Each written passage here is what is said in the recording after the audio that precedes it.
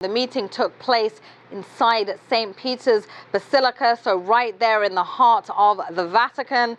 The first one-to-one meeting between the two leaders since, of course, that tempestuous meeting in late February when Zelenskyy left without a deal being signed, and ructions between the two leaders very clear for the world to see.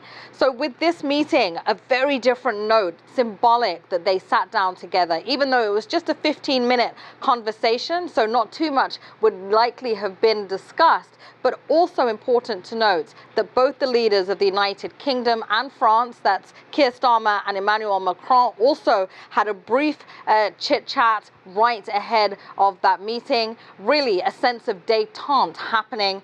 Listen to what Zelenskyy had to say about his meeting with Trump.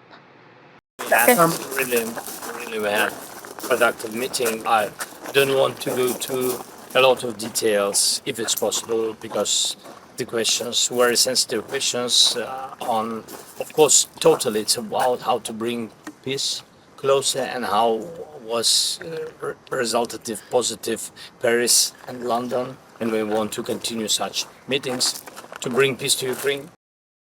The White House also called the meeting productive, which is a huge step forward, given that Trump recently complained in private circles that he thought it would take a lot less time to get a deal struck on the Ukrainian-Russian conflict.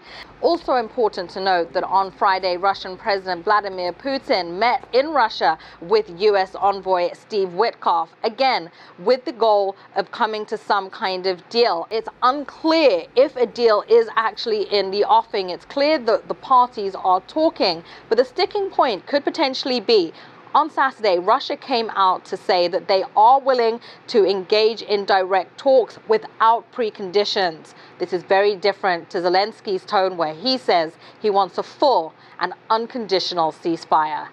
Poppy and Putin, CGTN, Washington.